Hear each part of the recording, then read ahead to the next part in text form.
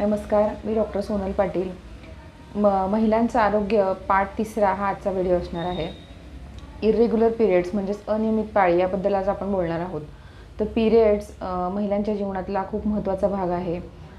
जवळपास सर्व महत्त्वाचे फंक्शन्स या पिरियड्सवरती महिलांच्या अवलंबून असतात.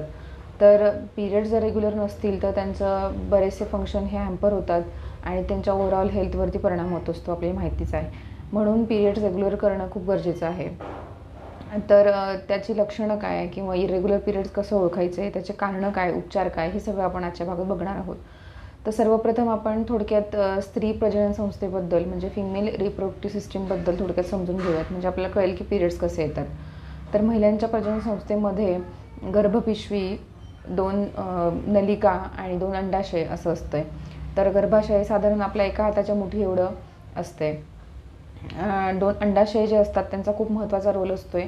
त्याच्यामधनं इस्ट्रोजेन आणि प्रोजेस्टेरॉन हे 2 हॉर्मोन्स तयार होत असतात, जे आपले पिरियड्स रेग्युलर करत असतात. तर अंडाशय ही एक ग्रंथी पण आहे आणि अजून एक फंक्शन खूप महत्त्वाचं अंडाशयाचं जे आहे की ते श्रीबीज तयार करत असतं. म्हणजे प्रेग्नन्सी राहण्यासाठी जे श्रीबीज गरजेचं आहे ते प्रोडक्शनचं काम अंडाशय करतं. ते श्रीबीज प्रोड्यूस झाल्यानंतर नलिकांमधनं वाहून ते युट्रसमध्ये आणलं जातं. तर हे 2 प्रकारचे जे हॉर्मोन्स असतात, इस्ट्रोजेन आणि प्रोजेस्टेरॉन, तर त्यामधलं जे इस्ट्रोजेन आहे हे पिरियड्स होऊन गेल्यानंतर इस्ट्रोजेन वाढायला सुरुवात होते आपल्या शरीरामधलं. ते इस्ट्रोजेन वाढायला सुरुवात झाल्यानंतर ते आपल्या गर्भपिशवीच्या आतली त्वचा हे गर्भधारणेसाठी परिपक्व करण्याचं काम करत असतं. म्हणून पिरियड झाल्यानंतर साधारण पुढचे 15 दिवस हे इस्ट्रोजनची लेवल आपल्या शरीरामध्ये वाढत असते आणि ती आतली त्वचा पोषक जन्य करण्याचं काम ते इस्ट्रोजन करत असतं. ते तयार झाल्यानंतर हळूहळू इस्ट्रोजन पुन्हा कमी व्हायला लागतं पुढच्या 15 दिवसामध्ये. ते कमी झाल्यानंतर आपल्याला पिरियड्स येतात. पिरियड्स येताना जी आतली त्वचा, समजा गर्भधारणा राहिली नाही तर ती तयार झालेली त्वचा आणि थोडंसं रक्त अशा प्रकारात पिरियड्समधनं ते निघून जात असतं आणि पुन्हा हे सायकल सुरू होत असतं. तर अशा प्रकारे हे आपले पिरियडचं सायकल असतं. तर प्रत्येक स्त्री ही वेगवेगळी असते, त्याप्रमाणे पिरियड्स येण्याच्या पण पॅटर्नमध्ये थोडाफार प्रत्येक स्त्रीच्या मागं थोडाफार फरक पडत असतो. पण तरी साधारणतः 28 ते 30 दिवसांचं सायकल आपण नॉर्मल म्हणू शकतो. आणि साधारण 21 दिवसापासून 35 दिवसापर्यंत हे जे सायकल कुणाकुणाचं असतं ते सुद्धा आपण नॉर्मलच प्रकारामध्ये येतं आहे. म्हणजे एखाद्याचे पिरियड्स दर 21 दिवसांनी येत असतील तर तेही नॉर्मल आहेत, किंवा 30 दिवसांच्या पुढं जात असेल म्हणजे साधारण 35 दिवसापर्यंत जरी सायकल असेल तरीसुद्धा ते नॉर्मलच पकडलं जातं. ब्लिडिंगच्या बाबतीत साधारण 3 ते 4 दिवस ब्लिडिंग होऊन 4थ्या-5व्या दिवसापासून हळूहळू कमी होऊन 7व्या दिवसापर्यंत ते थांबतं. ही रेंज आहे 3 ते 7 दिवसांची. पण प्रत्येक महिलांमध्ये जसा थोडाफार फरक याच्यामध्ये असू शकतो. क्वांटिटी वाईज जे आपण म्हणतो म्हणजे साधारण दिवसाला 3 ते 4 पॅड लागणं हे सुद्धा नॉर्मलच आहे. तर हे जे प्रकार आहेत हे आपण नॉर्मल धरू शकतो. तर ॲबनॉर्मल आहे हे कसं ओळखायचं, म्हणजे आपली पिरियड्स इर्रेग्युलर आहे हे आपण कसं ओळखायचं. तर ह्या ज्या पॅटर्न आहे म्हणजे आपण दिवस पकडले की 21 ते 35 दिवसाच्या अलीकडे जर आपले पिरियड्स येत असतील, म्हणजे 21 दिवसाच्यापेक्षा छोटं जर आपलं सायकल असेल तर आपल्याला प्रॉब्लेम आहे, म्हणजे आपली पिरियड रेग्युलर नाही. किंवा 35 दिवसाच्या वर आपलं सायकल होत असेल, साधारण 1.5 ते 2 महिन्यानंतर आपले पिरियड्स येत असतील तर ते सायकल आपण अनियमित म्हणू शकतो.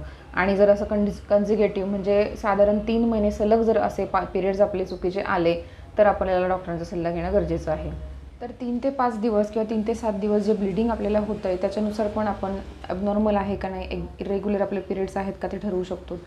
तर 5 ते 6 पॅडपेक्षा जास्त जर आपल्याला लागत असतील दिवसाला आणि आपलं खूप फ्लो होत असेल, नॉर्मलपेक्षा जास्त होत असेल तर आपल्याला तर ते आपले पिरियड्स नॉर्मल नाही आहेत. तसंच खूप कमी पण ब्लिडिंग व्हायला नको आहे, म्हणजे खूप स्पॉटिंग होत असेल, खूप कमी आपल्याला ब्लिडिंग होत असेल किंवा एखादी 2 दिवस असं होत असेल तरीसुद्धा ते पिरियड्स आपल्याला अनियमित आहे असं आपण म्हणू शकतो. तर नॉर्मली जसं स्त्री मोठी होत जाते, जशी मुलगी मोठी होत जाते तशी स्त्रीच्या जीवनातील प्रत्येक टप्प्यावरती थोडेफार हॉर्मोन्स चेंज होत असतात आणि हे हॉर्मोन्स चेंज झाल्यावरती पिरियडच्या पॅटर्नमध्ये पण नॉर्मली थोडाफार चेंज होणं स्वाभाविक आहे. तर ते नॉर्मली तुमचे पिरियड्स इरेग्युलर कुठे कुठे होऊ शकतात ते मी तुम्हाला आता सांगते. मेनार्की म्हणजे प्युबर्टीला जेव्हा मुलींचे पिरियड सुरू होतात तेव्हा साधारण वर्ष ते 1.5 वर्षभर मुलींचे पिरियड्स इरेग्युलर होऊ शकतात.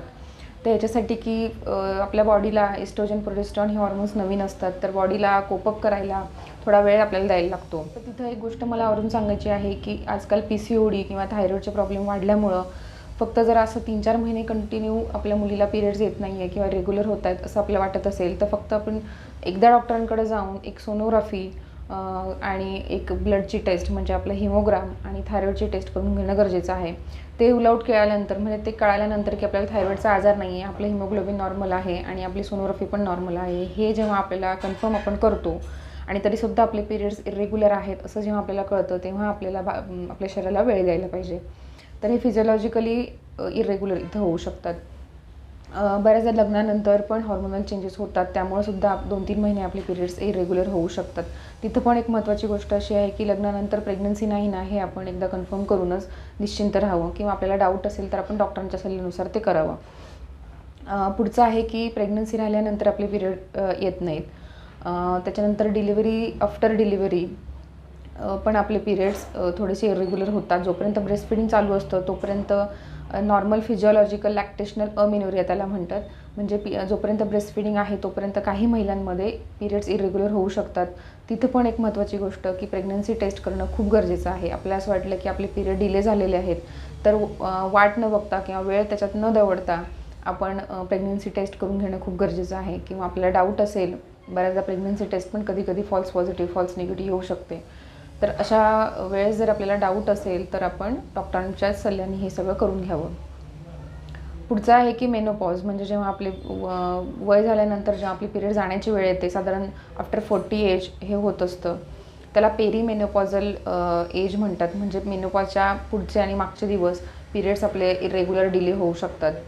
तर मेनोपॉजच्या एजमध्ये असलेल्या महिलांनी खूप महत्त्वाची काळजी अशी घ्यायची आहे की खूप जास्त प्रमाणात जर आपल्याला ब्लिडिंग होत असेल तर आपण काही टेस्ट एज रिलेटेड आजारांसाठी करून घेणं गरजेचं आहे. तर त्यावेळेला आपण निश्चिंत न राहता डॉक्टरांकडनं तपासण्या करून घ्यावा. त्याच्यामध्ये सर्वात महत्त्वाचं की आफ्टर 40 प्रत्येकाने दरवर्षी एक पोटाची सोनोग्राफी करणं फार गरजेचं आहे.